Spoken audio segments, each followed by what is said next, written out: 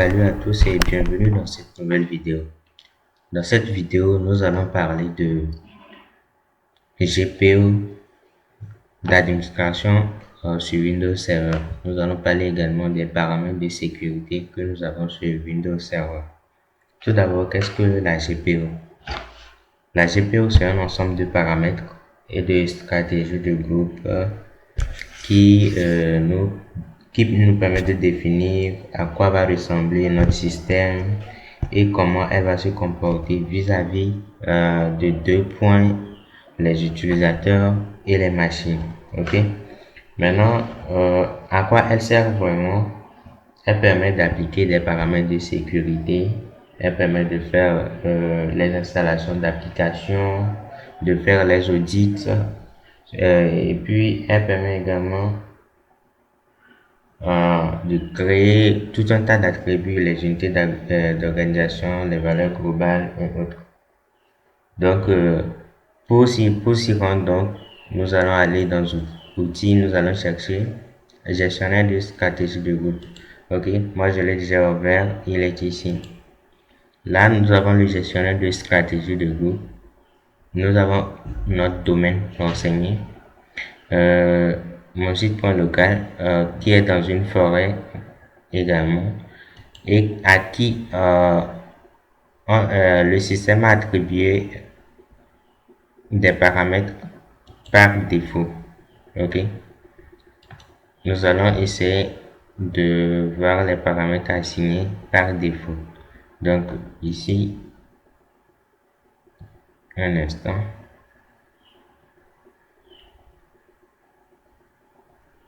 Ok, au niveau des stratégies de nom de domaine, nous avons des stratégies au niveau des configurations, des machines et autres à faire. Donc nous avons ce que le système même dédie à notre domaine lorsqu'on le crée. Et également nous avons ici, on peut voir les détails de d'abord le propriétaire, nous avons les détails, nous avons état de la GPO activé. Nous pouvons voir les paramètres de la GPO. Quelles sont les règles qui ont été assignées à cette GPO là? Ok. Bon, d'abord nous avons les informations sur le contrôleur de domaine. Ok. Ok, d'accord. Nous avons l'état de la GPO activé.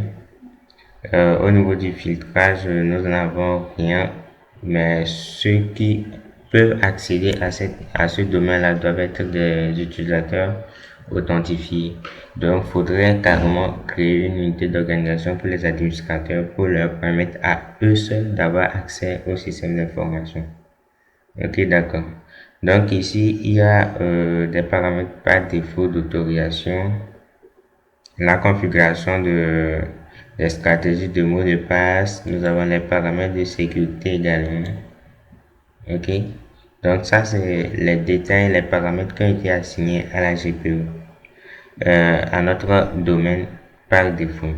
Ce que nous allons faire, c'est que dans un système comme ça, si vous avez plusieurs unités, supposons que nous sommes dans une banque, nous avons les comptables, peut-être les gestionnaires, peut-être un groupe administratif dans le droit et autres. Donc, vous allez créer des unités d'organisation pour chaque groupe de personnes dans l'entreprise. Maintenant, dès que c'est fait, vous leur donnez des rôles différents et aussi des autorisations. Donc, c'est ça aussi qui fait la sécurité sur Windows Server. Donc, ici, qu'est-ce que nous allons faire? Je vais créer une unité d'organisation. Ok. Je vais faire un nouveau. Je vais créer une unité d'organisation que je vais nommer. Bon, je prends l'exemple d'une école, donc je vais nommer professeur. Professeur. Ok, je fais OK, c'est créé. Maintenant, dans professeur, je vais créer des professeurs. Je vais créer deux professeurs. Prof 1. Ok, je vais donc Toto, ouais. Ok. Je donne prof 1. Je fais suivant. Je vais définir un mot de passe. Ok.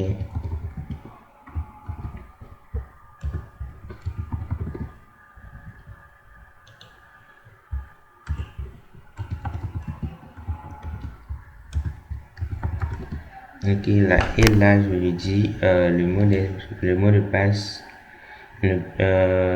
n'expire jamais, ok? Ou l'utilisateur aussi ne peut pas changer le mot de passe. Donc, je fais suivant et je fais terminer.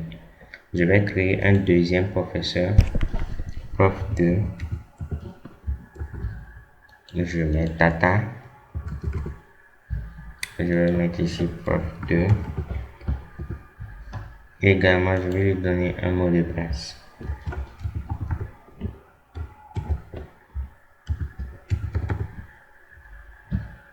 Ok. Je vais reconfirmer le mot de passe.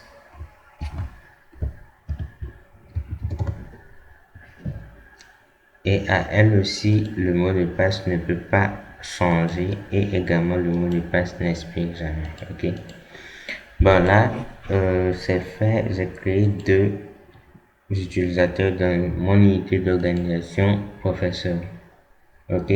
Qu'est-ce que je vais faire là? D'abord, pour ces deux utilisateurs, il faudrait que je puisse renseigner toutes les informations. Donc, nous allons aller dans propriété. Donc, ici, qu'est-ce qu'on peut faire? On peut augmenter une description. Ah, ok.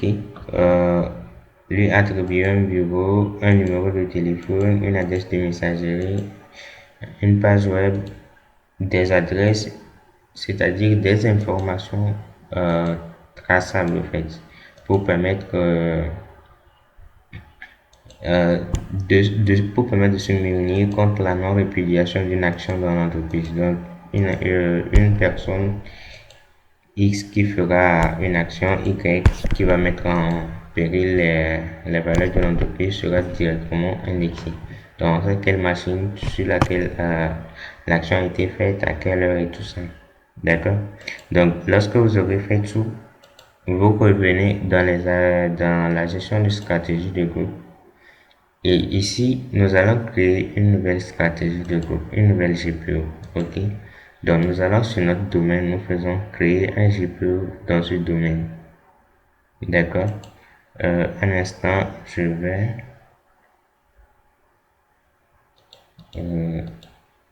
Ok, qu'est-ce que je fais là? D'accord, je vais dire le domaine. Ok, d'accord. D'accord, là, je vais créer une nouvelle GPO ici.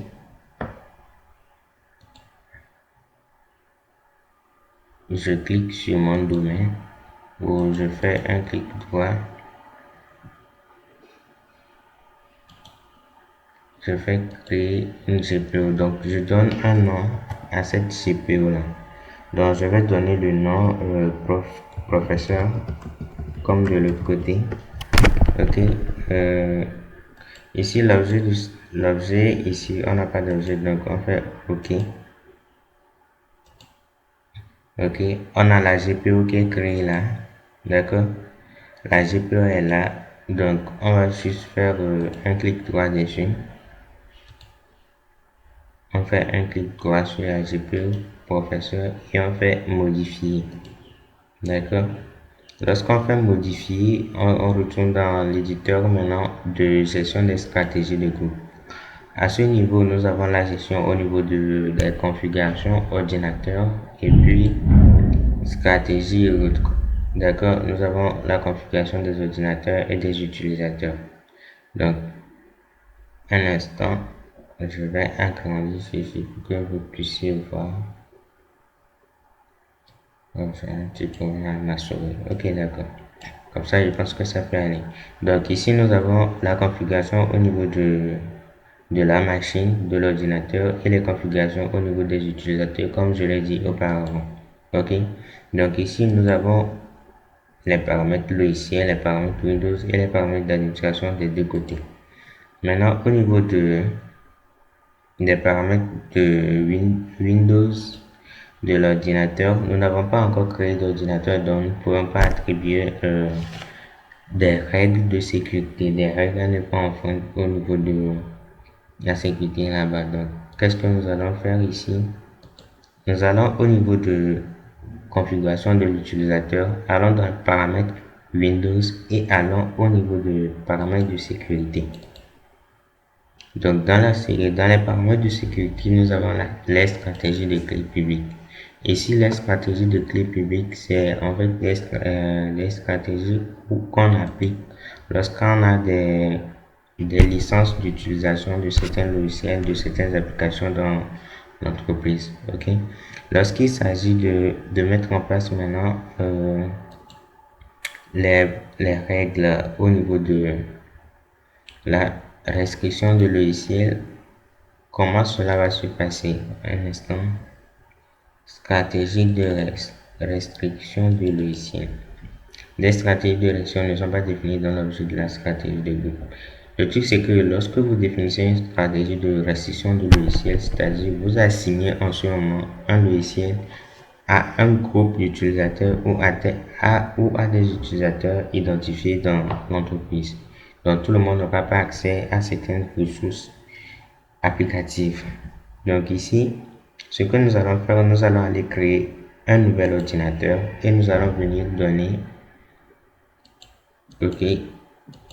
des paramètres de sécurité à cet ordinateur là.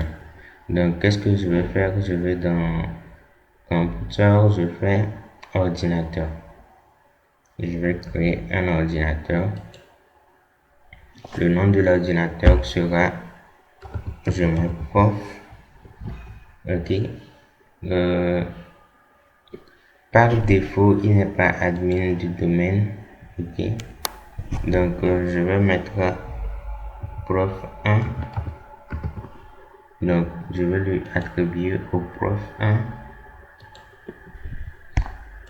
Ok. Voilà, prof 1 arrobase mon site.uk. Donc c'est bon. J'attribue cette machine prof 1 à prof 1 qui est autour. Et je fais OK.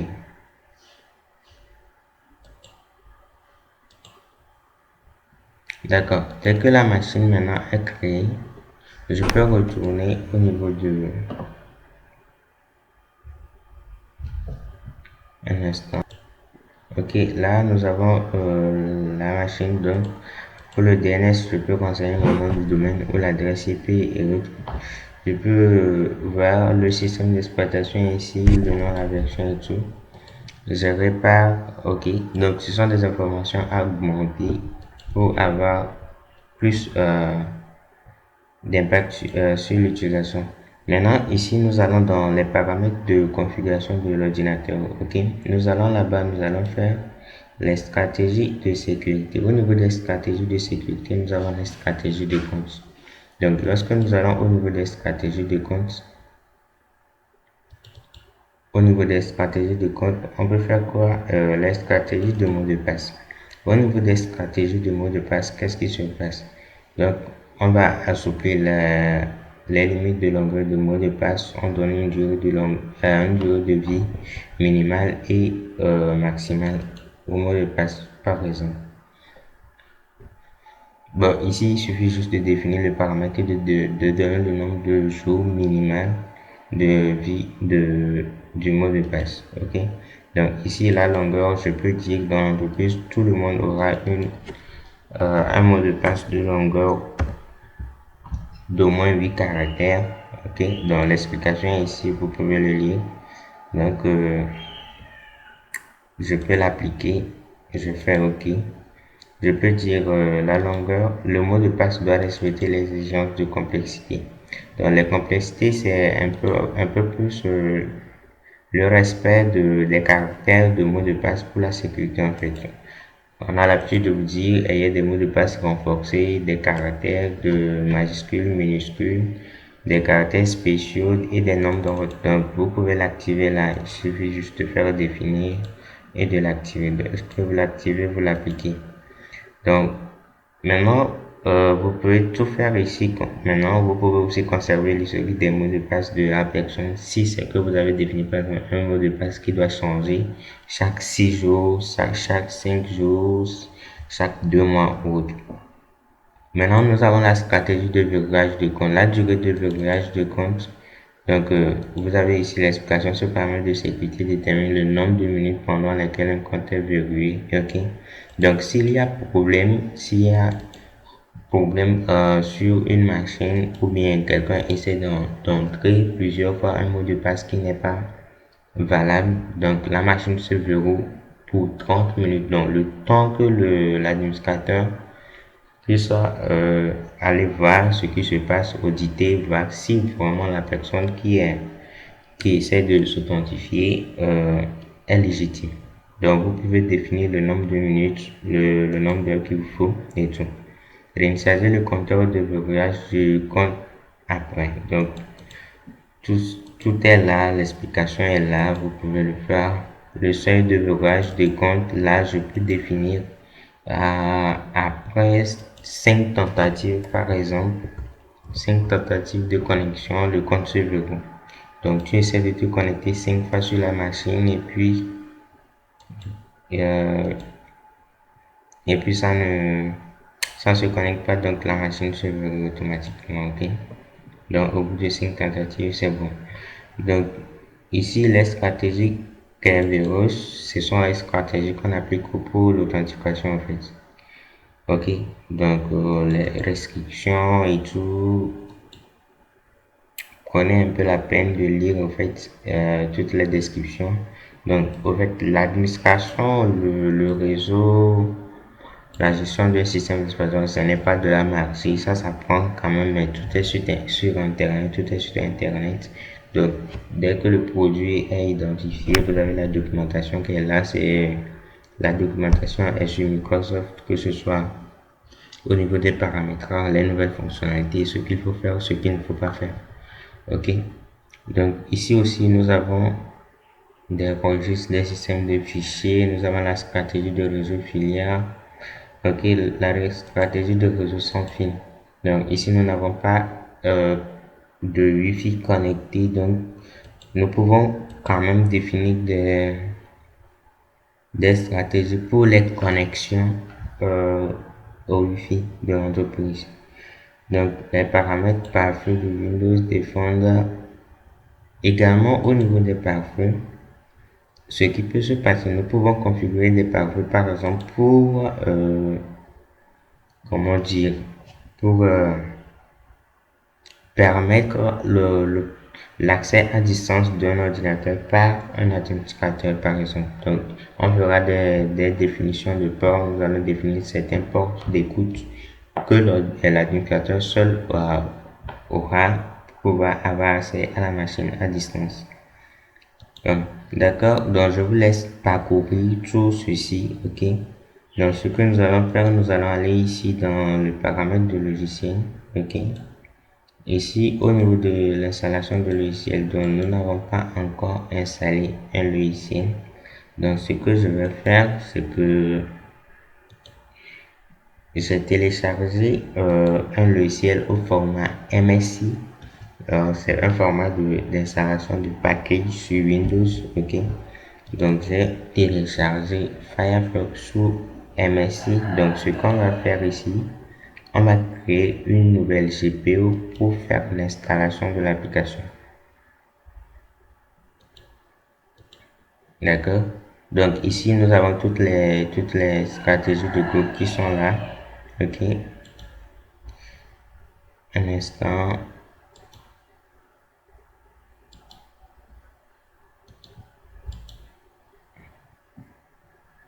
Ok, je vais créer une nouvelle GPU ici que je vais nommer application. D'accord. Je nomme la GPU application et puis je la modifie. C'est celle-ci, je vais la modifier. Le contenu de cette programme ici, tu vas afficher ce qui soit bloqué par. Ok, d'accord. Nous avons Windows Defender et un pare-feu qui est activé. Donc, Ici, qu'est-ce qu'on va faire au niveau d'application? Nous allons aller la modifier, ok. Et au niveau de la modification, nous allons dans les stratégies, dans les paramètres logiciels. Au niveau des paramètres logiciels, un instant, ça agrandit. Ok, au niveau des paramètres logiciels, qu'est-ce qui se passe là? Ok, nous allons essayer d'installer un nouveau logiciel. Donc, ce qu'on va faire, c'est juste un coup de nouveau package. Ok, nous allons sélectionner le package en question, ouvrir. Attends, l'emplacement rosé si ce package n'est pas disponible. Ah, ok, d'accord, d'accord. Donc, le fichier en question que vous voulez partager doit se trouver dans un fichier réseau, ok? Et lorsque vous le sélectionnez, en fait, vous devez sélectionner le type de déploiement. Lorsqu'elle est sur publier, vous publiez l'application à tous les utilisateurs ou aux utilisateurs concernés, mais vous ne leur permettez pas de l'utiliser directement. Donc, il va falloir qu'ils l'installent eux-mêmes. Donc ici, lorsque vous mettez attribuer, c'est que vous installez l'application directement sur toutes les machines à tous les utilisateurs.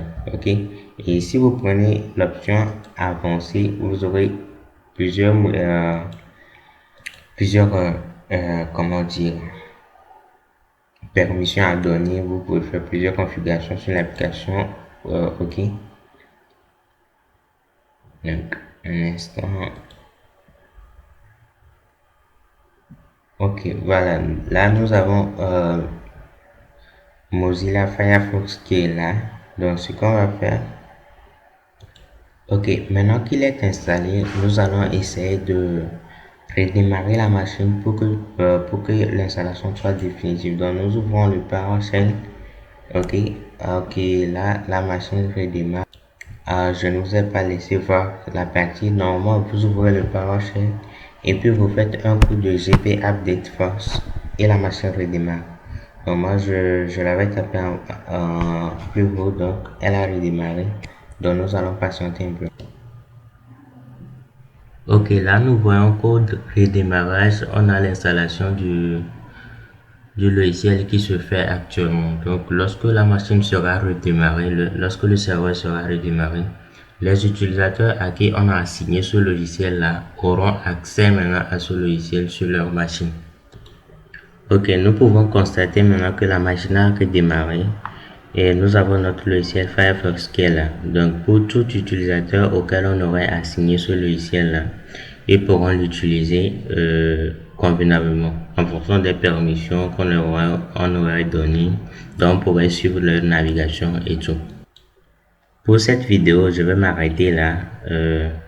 On va se retrouver dans une autre vidéo pour parler de serveur NPS, de serveur Radius, de fichiers log et de direct access. Donc merci de vous abonner à la chaîne pour ne rater aucune de mes autres vidéos et en même temps me soutenir.